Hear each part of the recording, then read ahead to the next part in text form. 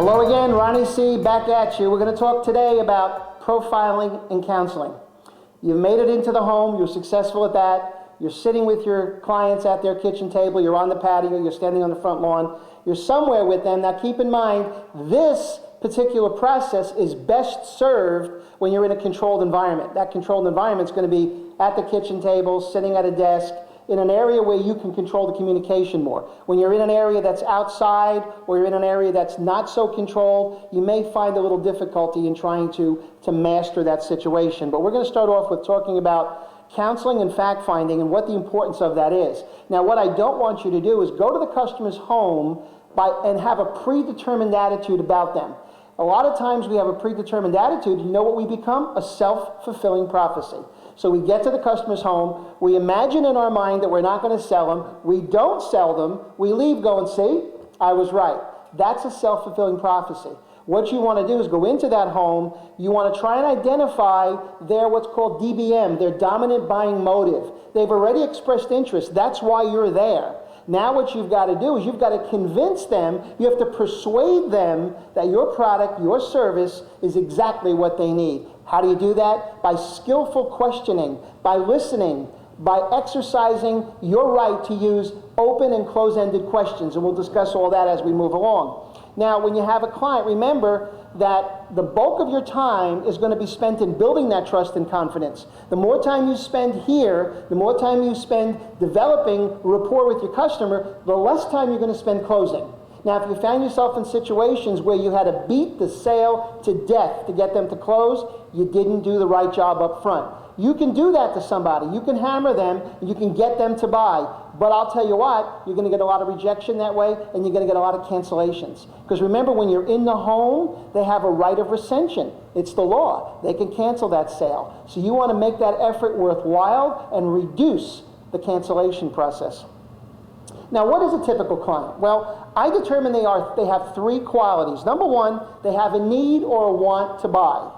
Now, let me ask you this. What's stronger, a need or a want? The need is stronger. They have to buy. That would be you going to the home and their air conditioning system is done. It's not working anymore. They need to buy an air conditioning system, correct?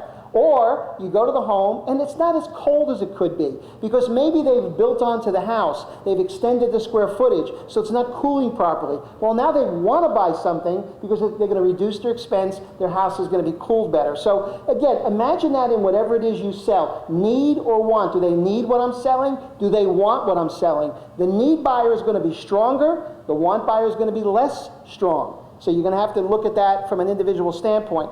They also have the desire to purchase. They have a desire. That's why you're there. They had a desire to explore, to investigate, to inquire, to look into what you're offering. They've invited you in. They have the ability or the intention to buy. Now, they could have ability and no intention. They can have intention and no ability. Have you had that situation before? See, that's part of counseling and fact-finding as well, determining financial character. We're going to talk more about that later. Now, how do you get the facts? How do you get the information with your client when you're sitting there and you're discussing their project? You get it through three things. Through conversation, which is the words you say. Remember, we talked about keys to effective listening. Investigation, which is the questions. Now, you don't want them to feel like they're being interrogated, but you want to be able to use a mixture of open-ended or close-ended, and I'll identify both of those for you, and observation. Watch what they don't say. As you're speaking, you have a couple sitting at the table, you're sitting there with them, and the husband does this. What is he indicating? Well, it's a closed posture. If someone is sitting there with their hands folded in front of them, it's an open posture. Watch their body angle, the lean angle of their body. Watch if they cross their legs. Watch if they tilt away from you, not looking directly at you. These are all strong indicators of their intentions and what's coming next. So you want to look at conversation, investigation, and observation, key critical areas. And we're going to discuss those in more detail. Now, in reference to the observation part, again, that's the body language. The conversation is the questions. Now, let's discuss questions for a second. There's two basic types of questions. We call them open-ended or close-ended. Now, could any of you give me an example of an open-ended question? How about an example of a close-ended question? Think about that. Write some of those down. Write down what you think would be an open-ended question, and write down what you think would be a closed-ended question.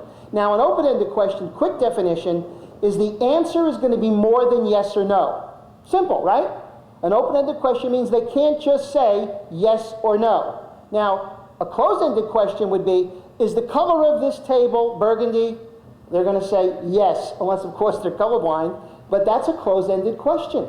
So they have to answer it that way. Now, you have to appropriately pace your questions to know, do I ask an open-ended, do I ask a closed-ended? Now, I will tell you that during the counseling and fact-finding process, you are ascending a ladder. You're trying to get to that final question of will you take it or will you take it. As you're doing that, you're collecting yeses. You're collecting information. The more they'll open up and talk to you, the better your chances are to close that sale at the end of that presentation. So you're scripting those questions. And I tell you what, it takes some time to sit down and write some things out.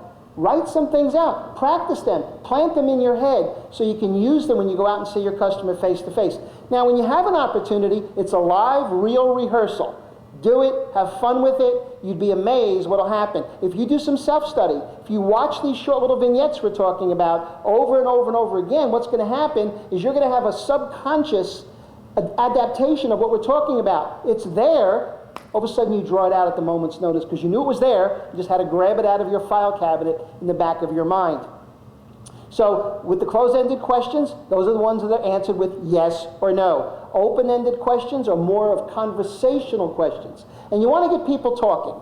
So what you want to ask them are questions that open them up about their project. You know, what are you hoping to accomplish with what you're looking to do to your home? Let them elaborate on that. Now, you listen to their answer while they're paying attention, while they're talking to you. What I want you to do is pay close attention, and I want you to indicate that you are listening. Now, how do you do that? It's called proactive listening. So as they're talking, you ask a good open-ended question. So tell me, what are you hoping to accomplish with your project? Listen to them. Let them talk. As they talk, what I want you to do is go, I see, sure, okay, absolutely. If that's important to you, that's wonderful. Okay. What that means, you are listening. Now, when you're doing that, you're not giving your mind a chance to wander. Have you been in a conversation where someone has said something to you, and when they got done, they looked at you and you went, huh? Because you didn't pay attention. You have to pay attention. So when they're speaking, if you're proactively involved in the conversation by saying yes and okay and sure, that's important to you, you're listening because you have to pay attention to what they're saying. So very critical. Be involved in the conversation. Be involved in the question process. And listen carefully because what they're going to tell you is the next question you should ask. And then you get to a point where you put in some soft closes. If we can do that for you, I'll bet you're ready to take action. If that's what you want and we have that product, you'd probably want to order that this evening, wouldn't you? And get your body language working. Get that head working. You know, up and down, bobbing with the head, because that's telling them to agree. I'm sure you'd agree that this proposal is more than beneficial to your project. Why don't we go ahead and sign this evening and begin work immediately? Does that sound like a good idea? Don't ask them if they want to buy, because you know what they're going to give you? Their opinion. Do you want their opinion? I don't want their opinion. I want their decision. So as you go through the questioning process, yeses, nos, broad, open-ended questions, you're always building to that close. You get to that point where you can say, do you want it or do you want it? And they give you their approval on the contract.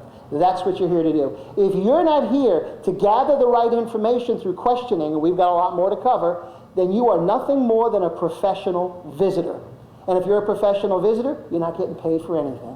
You know, as I said this in one of the modules in the past, two guys go to a bar at the end of the night and they've had a rough day out with the in-home sales, and they're sitting there with each other going, you know, I had a lot of good interviews tonight, and the other guy says, yeah, I didn't sell anything either. Guys, you're in sales. Sales mean you have to ask. You have to gather the information so the appropriate time comes that you say to the customer, why don't we go ahead, write this up, have you start enjoying your new whatever it is immediately. Thank you very much for your business. Put your hand out. Congratulate them. You just did business. Until the next time, Ronnie C. saying, see you later, ask the right questions, practice at home with your wife or your girlfriend or your husband or your boyfriend, have some fun with this. Until we meet again, make it a great day.